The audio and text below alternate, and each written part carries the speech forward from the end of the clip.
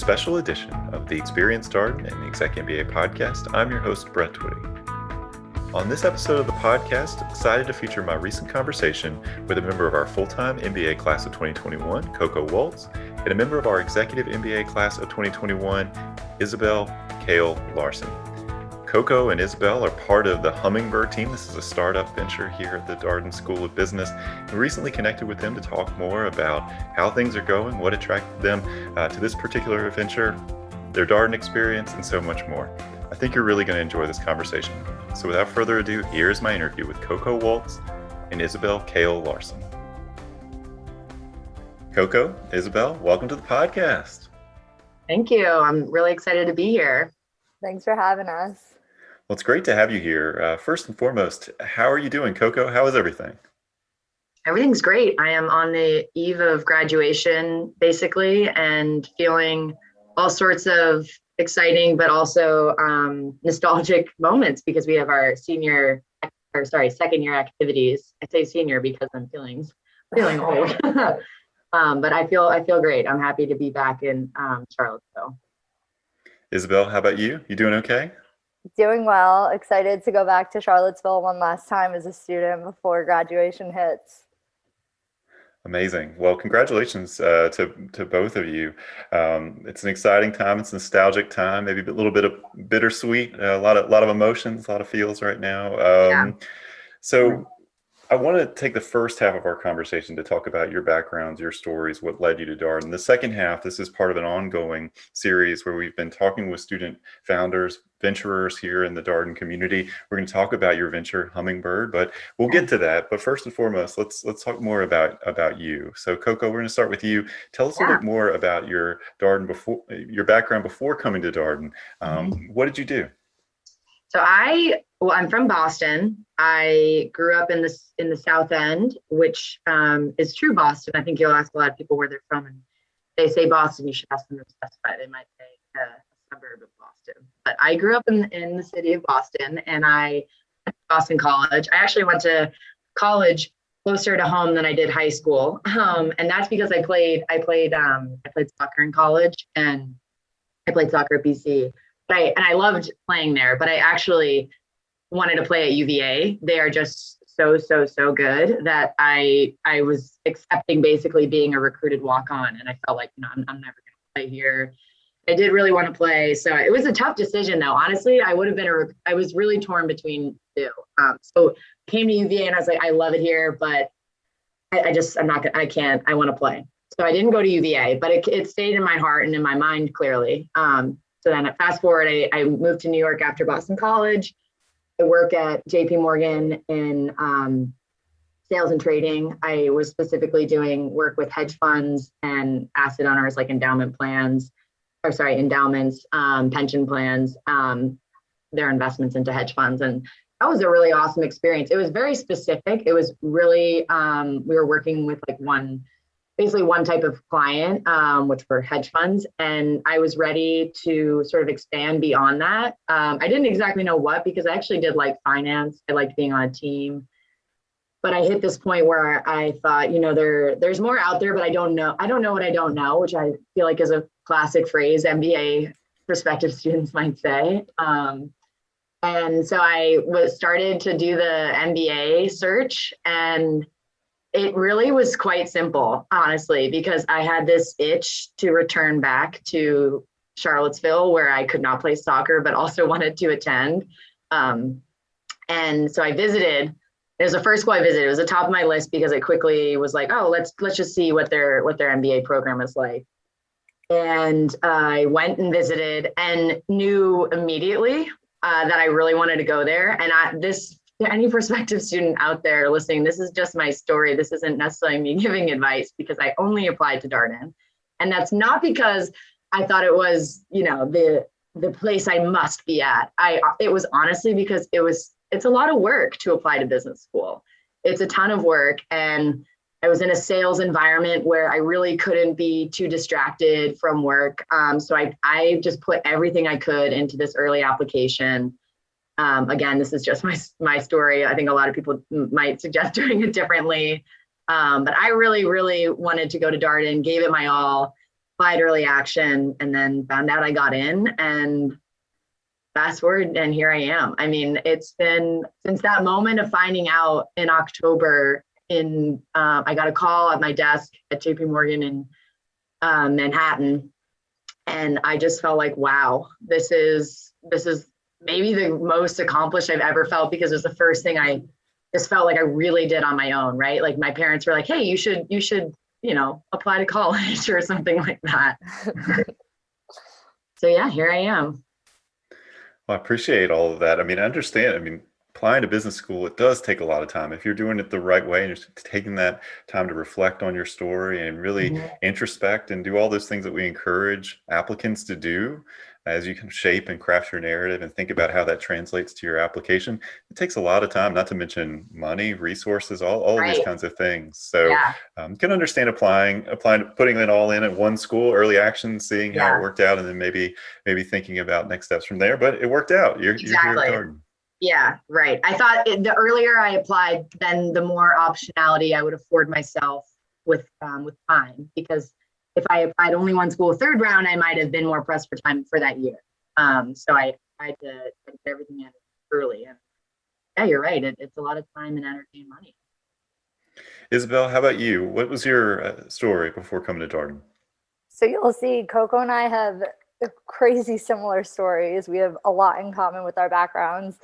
So I went to Penn State and I graduated with a major in finance and Spanish. And my junior year, I got an internship at JP Morgan in Manhattan as well. So after that summer, I returned back full time, and I was a banking analyst for 2 years. And it was just a lot, like super demanding. Really, really poor work-life balance, but similar to Coco, I love certain attributes of working in finance: the challenge, the team dynamic, the fast-paced environment. And so at that point, I realized, okay, something has to change, whether that be the geography I'm working in, because, New York Wall Street life is very demanding, or it had to be changing industry. And I wasn't quite ready to switch industry and give up on finance. And so I actually moved down to DC and joined a firm called Sands Capital, which is actually right down the street from the Rosslyn campus that you guys have there. So I was there for about 3 years before I started thinking, okay, what's next? And, everyone's talking about how Darden's coming to Rosslyn, very convenient for me. And I, similar to Coco, only ended up applying to Darden. I actually walked in to the office there. I was visiting a friend who was there for a lunch. And I was like, let me just ask if they're ever going to have a part-time MBA program. And next thing you know, I asked the secretary who's sitting at the front desk, and then the head of admissions comes out. I was like, oh, wait, I'm not ready for this conversation. That was not my intention. I just wanted to ask a yes or no question. One thing led to another, and she connected me with Catherine Alford, and she talked me through how I would be eligible for the executive MBA program, which I didn't think I was. And so, one thing led to the next, and I really didn't want to even apply anywhere else. I had just started a lot of new things in DC, and I just didn't feel like I was ready to leave the area. And so, I did not apply super early like Coco. Unfortunately, I wasn't super proactive on that part, but I applied in, I would say, the winter, like January, February, probably. And then I got the call after my interview with you, Brett, and they told me that I had been accepted, and that was a really exciting time for me. And the reason that I applied was because I did know I wanted to do something different. Like Coco said, you don't know what you don't know. And I wanted to get exposure to a lot of different potential career paths that, I just hadn't been afforded the opportunity to learn about. And so I just figured going to school would be a great way to enhance my, general skill set, but also get exposure to a lot of different ways I could carve my career path out. Yeah. Well, thank you, Isabel. And full-time MBA applicants, it tends to be a bit more lockstep in terms of timing because Yeah. all the schools basically have very similar deadline structures, a lot more organization around round one, round two. Exec, it's a much more extended timeline. We offer monthly deadlines, and it seems like every school that we has a slightly different application deadline structure. And so we see applicants from August, September, all the way sometimes until the summer, depending on if there's still seats remaining in the class. So I want to stick with you for this next question. Had you always thought about pursuing an MBA, or is this something as you got into your career that you realized that could be helpful to you? Interesting question. I always wanted to get my MBA. I didn't know when it would be. There was a time when I was in New York that I had considered it, but I think I was really doing it for the wrong reasons. I don't think it was because I wanted to learn as much as I wanted to just prove myself to other people and get that like stamp of approval. And so I just felt like my heart wasn't really in the right place to pursue that at the time. And so I kind of stepped away. And, for months and years after that, I had prayed about it, when it would be the right time. And then it all seemed to fall into place when I actually, unknowingly stepped into your guys's top floor and all of a sudden was speaking to the admissions officer. So, Coco, how about you? It sounds like you kind of arrived at a point in your career where you realized, okay, this is something that can be helpful to me. But is it, going back a little bit, is an MBA something that had been on your mind for a while, or was it a relatively recent idea? It had been on my mind for as long as I was on a college campus, and that's because if you unfortunately get hurt, or this isn't a college sport, if you get hurt or you didn't play because the team was just so good, you can redshirt, and then once you redshirt, which means you miss a year of that sport, you keep a year of eligibility to play, which also means in NCAA rules, like in order to be able to play, you have to be enrolled in an academic program of that school. So a lot of my teammates that had missed a year were actually doing an MBA themselves because they had finished their undergraduate program. So I had seen a bunch of my teammates go through with the MBA, but it's funny, they didn't really make it seem like it was this epic experience. They sort of made it seem like, well, I have to do it to play soccer. So that almost made me not want to do it, because I had just not seen it be this amazing, engrossing, awesome experience. But then when I hit that point at JP Morgan, like I was saying, where I was, all right, what else is there out there? What else is out there? I realized that the experience was something that I wanted to I guess have a different perspective on, because I had heard from a bunch of other people, and this was the other thing I was going to say in my story before. I treated everything with my application to Darden. I treated everything very seriously, not which, like, for example, I would email students that had like allowed their email to be on the Darden like website to contact. They were ambassadors. I emailed them so formally. I thought that everything I did was part of this application process, and I actually think that type of commitment is why I'm in here. I don't think I could have done it any other way. So once I begun that journey, I was like, an MBA is for me. And I think Donna Clark has said this to me.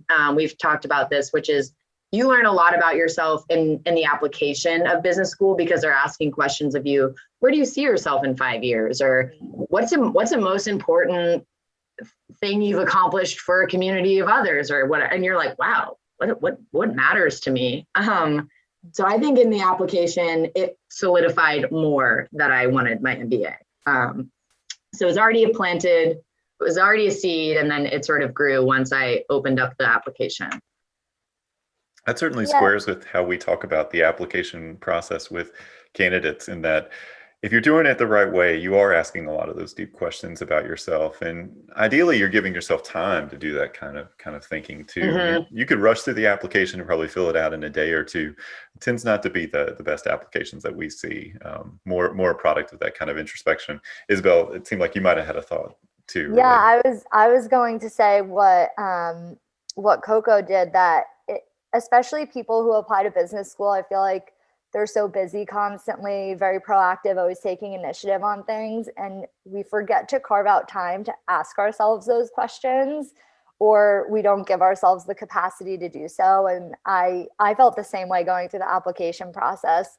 They're not crazy questions, but they're more introspective questions that shockingly I had not spent more time thinking about. And so I appreciated that element of the application because it was truly about like you and who you are and where you see yourself, as opposed to just kind of bragging about your past accomplishments.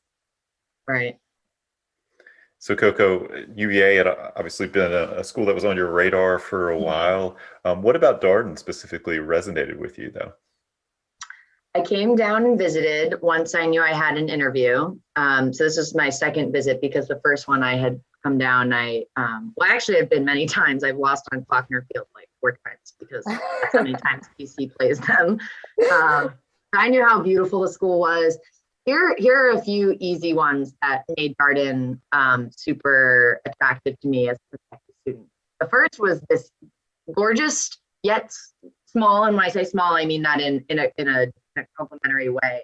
A small building that was housing, 600 incredibly bright individuals that were just buzzing around this small area, because I felt like, not only am I in this one building where I can probably navigate where my class is, that seems doable. Not this, massive camp or grounds rather spread out across the city. It's right here. And when I started talking to students, I was asking like, the classic question, why did you choose Darden? And the salient response of all of them, it's crazy. You would have thought that somebody paid them to say the exact same thing, because that's what they said. It's a community. Because you couldn't get the community effect in terms of location like you can at Darden. A lot of people move to Charlottesville and they are just within a 2-mile radius of grounds of where we attend class. And I thought, if I'm going to do this MBA thing, if I'm going to really go all in, I want everybody around me to be all in. I want everybody to be bought in. I don't want to, walk out of class and then someone hop on a train or get in a car and go somewhere, further into the city or somewhere further into wherever they live. I really, really wanted that community feel. And I just don't know where else besides Charlottesville that could have been. I'm sure there's other schools that offer that, but it just felt so personal in Charlottesville at Darden and the building and the ethos of it. Of course, I think Jefferson gets some credit for the way he designed designed UVA, and Darden sort of replicated that ecosystem of learning. So those are the physical and sort of non-physical easy attractions for me. I've also sat in a classroom, which was an incredible experience, just seeing students engage with each other. And it was crazy for me I was an economics major at BC, and a lot of classes were lectures. That's how the learning style is. And that's honestly how I have learned a lot in my life, or so I thought, learn with the quotation marks, because I didn't know how much you could learn with like very little involvement from a professor. When I sat in on that class, I was shocked, honestly. I just was at what I saw. I was like, I don't know how many words the teacher said that class, but so much was going on. So after I sat in on the class, visited, of course, it was a gorgeous day that I visited, so that didn't hurt. And yeah, those were a culmination of my why on being all in on Darden. Isabelle, how about for you? You mentioned that you had applied to one school, Darden, and what about Darden specifically resonated with you as you made your MBA decision? Yeah. Well, the convenience of it was a huge factor for me, quite frankly. It was literally in the same building that I worked in. And since I was doing the exec program, I would still be employed at the same time and not have to sacrifice all of that income. I didn't really feel like I was in a place financially where I could forego that. So that was one thing. Another thing is I knew a few people who had gone through the program and had spoken very highly of it. And there were people who I really trust, admired, and respected, and saw the way that their careers kind of took off. And so that was really helpful just to get their perspective as having gone through the program. And then similar to Coco, I went and visited for an in-class session, which most people would cringe. It was a bond valuation class. And I was like, oh, I know all this stuff. Like, this is great. And so I think it just put me in the mindset of like, oh, I would really love to be in the classroom and be learning about things like this and going deeper. But similar to what Coco said, I was shocked at how interactive it was, conversational, and you could see like light bulb moments happening real time with students as the conversation was going on. And so I really loved the case study method that was being deployed in the class. And then I would go to basically any and all events that you and Catherine would invite me to. I'm sure you recall. I was always up because, I only had to walk right down the hall to get there. But I just loved meeting the people. I just felt like the professors that I met, the administrators, the students, like everyone was remarkably welcoming, kind, brilliant, yet humble. And I think I was always fearful of the stigma that people put on MBA students, how they're all so, self-righteous and it's a very competitive environment and all of that. And I never had any sense of that when I was meeting people. And so I think that's something that also gave me a lot of confidence going into the program, because although Coco and I are super competitive in certain things, I think in the learning environment, that's not a place that that would really help my growth. I think it would kind of just make me sit back a bit more. So I really like the interactive conversational element of the way that they learn. One of the things that it's been interesting to talk with students about here on the podcast is the adjustment to being a new MBA student. And both of you referenced that you'd had prior exposure, finance careers, you'd probably done some things with numbers. Coco, you were an econ major. And so maybe some of the curriculum was familiar to you, but undoubtedly there were learning curves. Isabelle, were there adjustments for you as you got used to being a Darden student, an executive MBA student here? Yeah, definitely. I think working full time and, fitting into your schedule all the class prep and materials that you have to work through, because, I love reading, but this is a very different type of reading. And so I think, recognizing when you're best able to really work through that material and be focused in a way that you can absorb it. You can't just read it and move on. Like, you have to really be attentive to what you're doing. And so I think that was hard for me because I'm not great at night, and I would try and do my schoolwork after I got home I got home from work. And it was just a lot for me. I would read a page and be like, what the heck did I just read? And have to go back and read it again. Then I had to switch my schedule, and I would just wake up really early in the morning. I'm an early bird, and I changed it that way. But I will say, like, the first 3 weeks was a really big transition for me, just from a time perspective. And so that was really, really hard. I tried to read like every single page, every single graph. And then my learning team was like, guys, we're drowning and we're only 3 weeks into this. We have to start working together more, divide and conquer. And I feel so blessed with my learning team. They're still my best friends in the program to this day. And we, came up with a method that worked for everyone, whether that was assigning certain cases and walking through the other team members by it. And I'm just so thankful for how collaborative everyone was in that process, because if you try and do it all on your own, it is extremely overwhelming. And I was very stressed out just trying to manage everything. And I had actually just started dating my now husband, and I wanted time for him. Didn't feel like it was fair to just like ice him out just because I started the program.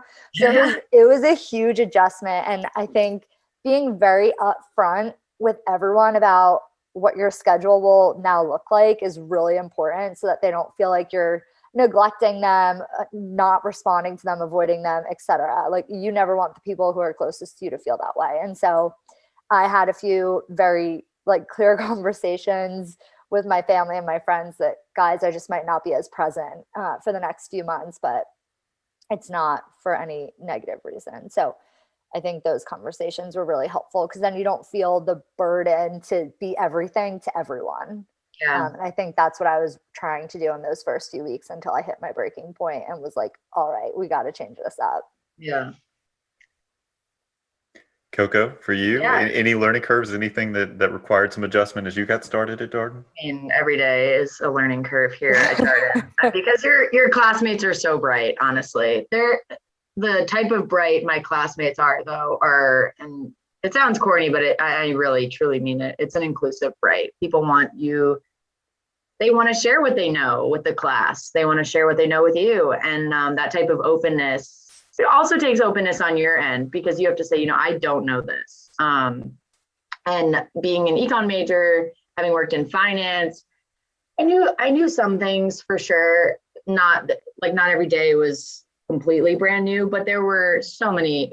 Actually, every day had something brand new in it, even if it was a new way of learning about bonds. But I came into the experience, and perhaps this is one thing for prospective students to keep in mind is like to come in just with an open mind, even on things that you do and don't know. I think the openness to learning just allowed me to pay attention in class in a way I was so exhausted at 2 p.m. because I was locked in at 8 a.m.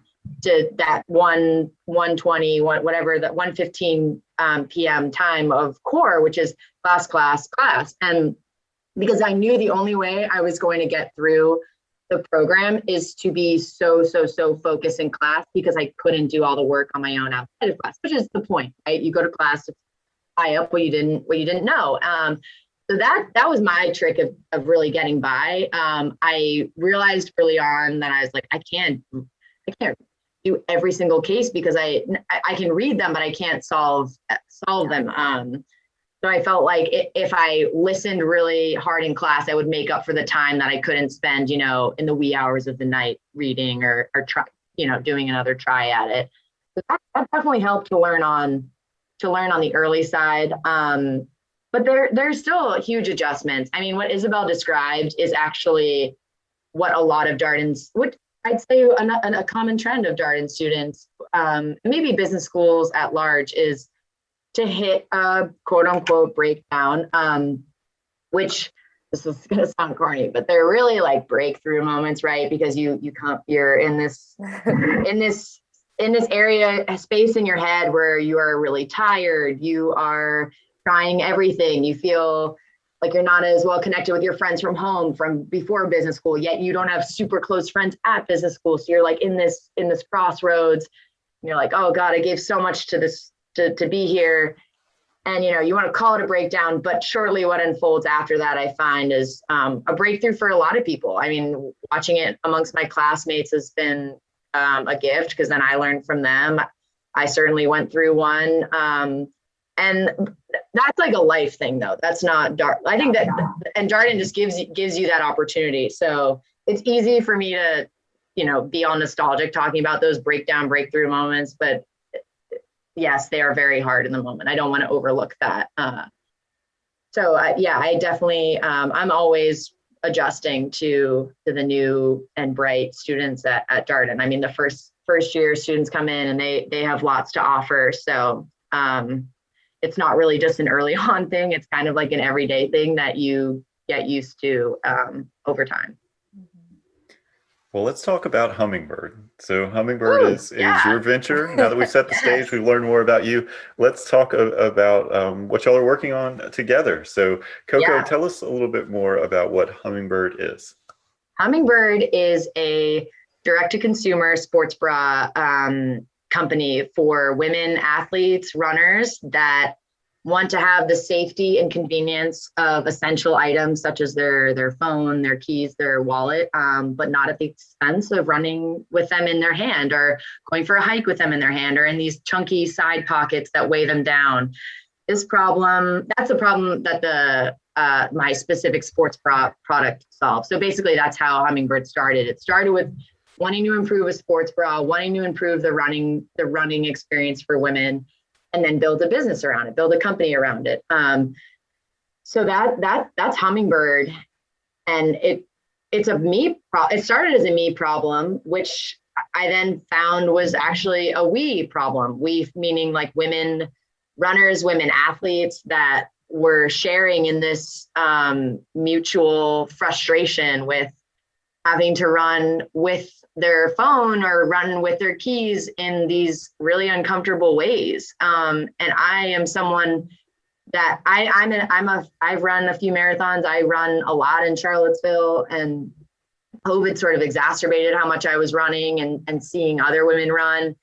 And I also felt this is a matter of safety. This is an issue for women to not have these objects, these essentials, their phone, their keys, their credit card when they run. They need these items, but they need a better way to carry them. And I knew this personally. I knew this from running races. I knew this from just long runs. And it all sort of came together for me about a year ago from now, maybe a little bit more actually, probably April of last year. I was in Saris's effectuation class, and it really hit me that I might not just be solving a problem for myself.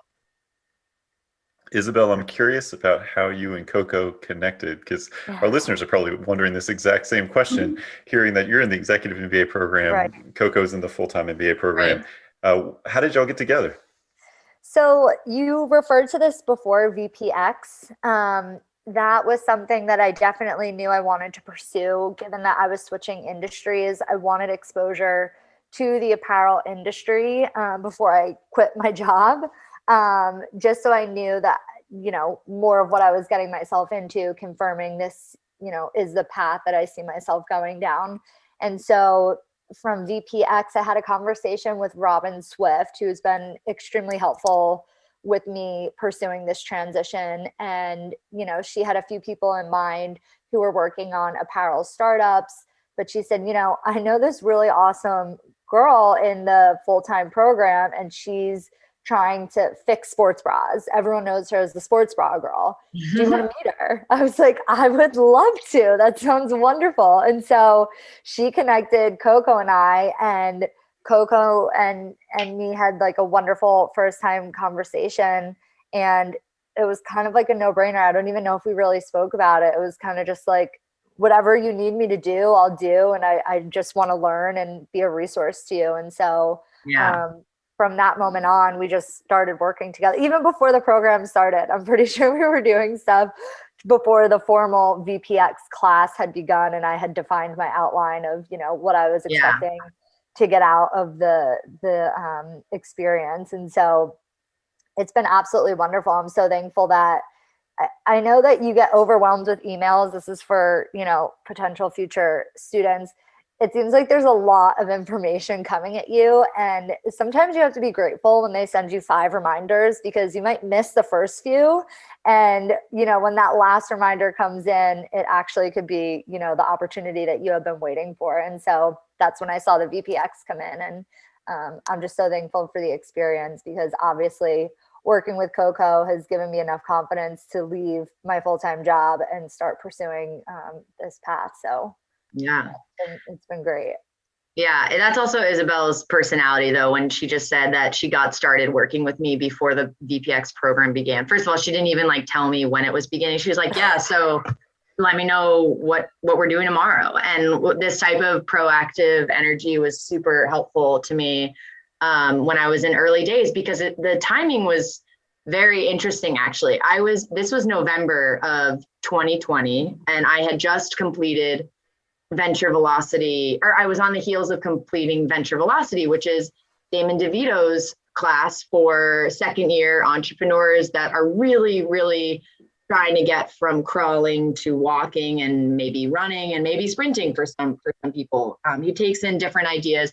The class is small and intimate and intentionally, so that the sharing of ideas and venture related updates are, we're a team, basically. We're all encouraging each other, even though we're on separate wavelengths. And I was clearly hitting this point. I am a sole founder, but I was a sole team at that point. And I think the sort of elephant in the room for my class is sort of like, you need some help, basically. You're hitting that point where you are you're at it alone. And it wasn't like there was no way forward without somebody else, but it was becoming clear that that was something I would really benefit from. And then I get an email from Isabelle and Robin, and it was really serendipitous. So I am also super thankful. And then I also realized when I introduced Hummingbyrd, I probably should have specified this because this is a listening thing, not a viewing thing. My sports bra has a front zipper pocket, which is horizontal in the front. So it's not, the pocket fits your phone securely. It doesn't bounce or move because of the pocket fitting, and it's an antimicrobial, moisture wicking pocket that keeps your phone safe and secure. Other essentials go in the pocket, like a mask can fit in there. And I have videos and content to show that, but I thought I should paint the visual a little bit better because there are sports bras out there with like back pockets and some other random like pockets that fit like a tiny key, but no, the front horizontal zipper pocket does not exist. I'm really proud to have brought that to the market. I do want to give a shout out for an additional member of your team, Madison Masloff. Yeah. So your team is unique in that you have an executive MBA student, you have a student from arts and sciences, we're all graduating. The university. We're the trifecta. We're the trifecta, all graduating, all women. And so the connection to Madison is also Damon, because Madison is actually a Charlottesville native, and Damon knows her family from being in Charlottesville as well. And she was on the track team before. And she's such an amazing young woman. I really was thankful for her. She brings so much. It's crazy how much she brings to the table. She will take photos of the sports bra, like professional photos of the sports bra one day. And then the other day she will be like, figuring out how to adjust something on my website. I mean, she does it all. So we're a power squad because of her. Unfortunately, she can't be here, but she was honored to have Hummingbyrd be featured. So where are things right now with Hummingbyrd? How's it going? It's going great, honestly. Going great, but there's still the problem of I'm not really meeting demand as fast as I'd like. I will have six sports bra orders come in one day, and I have to quickly run out to the seamstress and work with her to get them fulfilled as soon as possible. So the great thing is that I'm reaching friction points, right? Which are really helpful. There are signs to you that you're growing, friction points, because you're like, wow, I need to get product out faster because I don't want my customers waiting, or my customers want to buy another, but they want to buy a different size for someone that's a friend or whatever. Like if a boyfriend wants to buy a girlfriend, or a brother wants to buy a sister something, they need more information on sizing, so again, these friction points are like, well, you're growing, you're reaching more people. So it's going really well, but those friction points are important for me to figure out in this time with Isabelle and Madison, because we have a lot of work to scale up, and part of that scaling is going from our current operations right now is we hand make our sports bras in Charlottesville with this wonderful woman named Ira. She's a tailor seamstress in Charlottesville, and she's been working with us for the year, and she has basically makes sports bras. So we sort of do them on like by the order. So order comes in, then I work with her. She's close by. But we're at that point where we want to scale up. So where Isabelle has been extremely helpful, and I think where Isabelle, and I won't speak too much for her, has really wanted to be involved with Hummingbyrd is understand like the supply chain of when something goes from concept to basically scaled up to full-fledged production, and how that goes down. So I have been working with Isabelle to touch base with manufacturers and then sort of like narrow in on one or two. Well, I have one that we're, doing prototyping with, but it's actually not safe to only have one. And I've learned that, and I want to give a shout out quickly to Christina and Matt Loftus, at Roback, the Roback founders. They have been so supportive, so helpful. They are the hardest workers I think I've ever met of the Darden alumni founder community. I mean, everyone is a hard worker, but being so close to them in where they're like physically located, and also just close to them in the sense that they were recently building Roback. I've just learned a lot from them, and they are always texting, on the side or an email, like, always just hedging risk with me when I'm trying to figure out like, oh, what's a better safer move here. And they're like, great that you found a manufacturer, but like, make sure you're continuing to talk to other ones, hedge yourself, make sure you're always in dialogue with others and knowing what else is out on the market, just to keep yourself safe. And just simple advice like that has been huge. So that's where we're at. We have not finalized a manufacturer yet, but I'm prototyping back and forth with one, and then hopefully prototyping with a new one again, just to de-risk. Isabelle can talk a little bit more about how navigating that has been. Yeah, it's been a transition. I would definitely say the background that Coco and I are from is much more professional in a sense, where if you send an email, you expect to hear back within 24 hours, and you expect the communication to be very clear. And obviously working with these factories that are oftentimes overseas is very different. Like, we have one manufacturer who basically exclusively corresponds with us via WhatsApp. So it's like these friction points, like Coco said, but it's all such good indicators that, things are happening and we're growing and we're learning from each of these individual experiences. So we tried to first source a manufacturer in the US. That proved really challenging just from a cost perspective. And so then we ended up looking for manufacturers overseas. But something that's really important to Coco and I is the sustainability and social element of these factories. And so that's always been top of mind for us when we do enter into dialogue with them, just confirming that, they're up to standard, they're treating their factory workers ethically, et cetera. And so it's just been, I've learned so much about cultural communication, how you really need to be cognizant of that when you enter into these conversations with people. So yeah, I think now we're in a good place with like three to four factories that we feel confident in potentially moving forward with. It's just really making that final decision around who is the right partner for us for, our first batch manufacturing. Yeah, totally.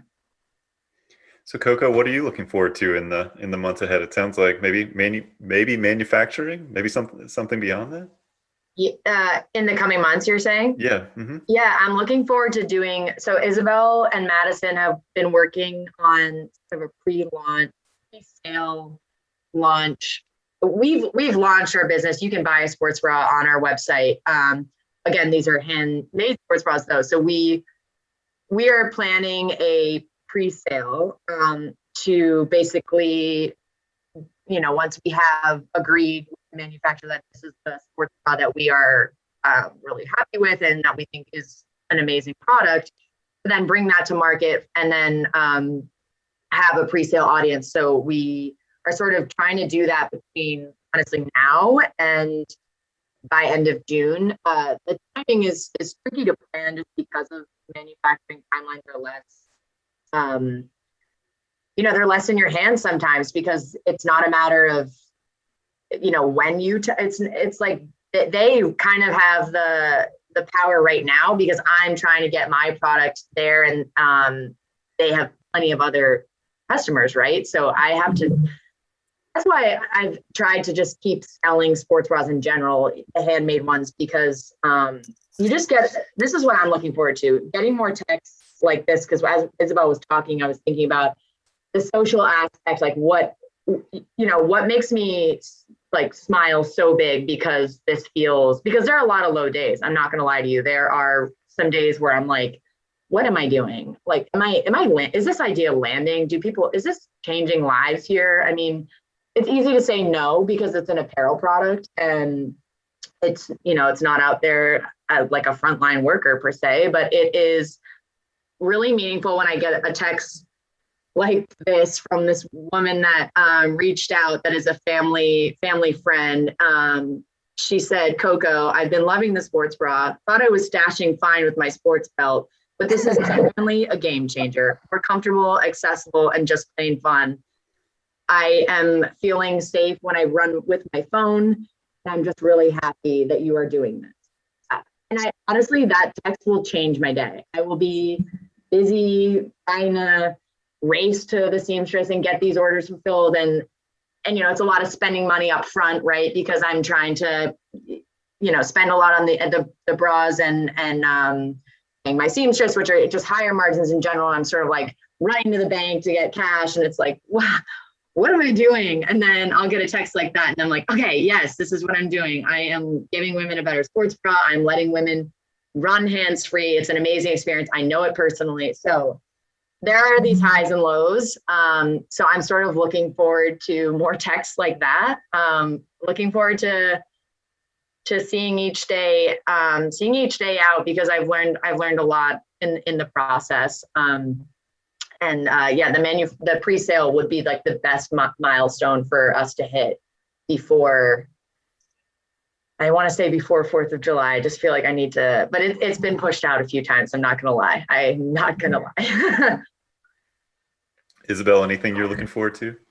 Yeah, I would echo all of what Coco just said. It's just really exciting to see things moving so quickly. There are moments where we feel overwhelmed, and I think it's a blessing to be in that position, because that people are interested. They want your product. They're asking questions. People want to enter into conversations with you. And so I'm just really excited to watch the business continue to grow. And another thing that I'm sure a lot of people who know Coco know this, she is a phenomenal leader. I've learned so much just from her, not even related to apparel or fashion or any of that, just from her just leadership skills. And I'm really excited to continue learning from her, because I've said this to her, she's a better leader than a lot of other managers that I've had in my life. And, she's never led a team, quote unquote, but I think it just goes to show, like, being a leader is not something you can really be trained for. I know you can enhance your skill set, but I think true leaders just have that natural disposition to want to help other people grow. And I think that's something that Coco is always so cognizant of. Like, she'll say, well, what do you want to learn? What do you want to run with? And she gives both Madison and I that freedom to do so. And it's just really empowering from a colleague perspective. And so I'm also really excited about that. Thanks, Isabelle. Yeah. We're just a team full of love, Brett. Loving team. So we got really two last questions. Questions. One, where did the name come from? The name came from, it's a little bit of a long story, so I'll try to abbreviate. I was hiking in Utah and Arizona the summer before business school, and Alaska actually. And I met up with a friend and we were hiking, and she said to me, we were having just a weird conversation about what animals we probably were in like a past life, if that was a thing. Everyone talks about that. Okay. I guess that makes me feel a little better. She's like, you're definitely a hummingbird. And I'm like, what? You just said you don't like birds. Like, what do you mean I'm a hummingbird? And she said, yeah, because you move so fast, but you know how to stand still when like someone's talking to you and listen to them. And hummingbirds flap their wings super, super, super fast so that they can stay still to get the nectar from the flower that they're getting food from. And so this imagery to me, it's appealed to me later, that a hummingbird can, go so fast and have their front stay still, which is sort of the purpose of my sports bra. But separately, hummingbirds just started to take this meaning for me. And when I was shopping for stuff for my apartment here in Charlottesville, and I had just dropped my mom off at the airport, and she doesn't know the story about hummingbirds and how they've sort of taken this meaning for me. This is back in August of 2019. And I'm really, really close to my mom. And I dropped her off at the airport because she was going to fly from Charlottesville to Boston. And, I'm just hysterically crying because she's my best friend. And I'm like, I'm about to do this experience and I don't have friends. And it just seems lonely and scary. Am I going to be smart enough for this? And then after I drop her off, I go to a furniture store. I think it's sold. I think it's gone out of business now, Pier 1 Imports. And I roll in there and there's not many bedroom pillows, but there's one with this like beautiful hummingbird on it. And I'm like, oh, I just started hysterically crying in Tier 1 imports. And the lady's like, are you okay? And I'm like, yeah, I'm fine. I just, oh, okay. And I bought the pillow, and my mom sent me a letter that week, and it was a hummingbird quote. I had no idea. I didn't tell her. And it was a beautiful quote about hummingbirds. And she said, this reminded me of you. And so it just stuck with me. And that's sort of the story. It's a little long, but I keep it close. And if someone listening to this podcast is interested in learning more about Hummingbyrd, your sports bra, where can they learn more? They can learn more on my website, runwithhum.com. That's runwithhum.com, and follow us on Instagram, the same handle at runwithhum.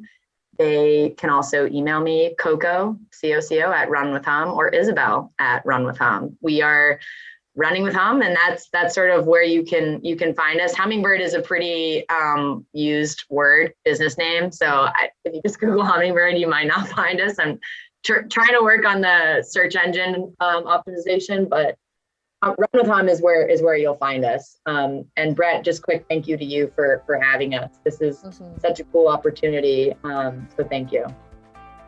Yeah, thank you both. It's great catching up with you. Good luck with Hummingbyrd. Good luck with that pre-sale. We'll have to have you back on the podcast to hear how things are going. Love it. Thank you. Awesome. Thank you. And that was my interview with Coco Woeltz and Isabelle Kayal Larsen, two of our recent graduates from the Darden School of Business class of 2021. As always, if you have any comments, suggestions, requests, anything you'd like for us to cover here on the podcast, we're all ears. We can be reached at Darden, that's DARDEN, @virginia.edu. Until next time, stay safe, be well, and thanks for listening.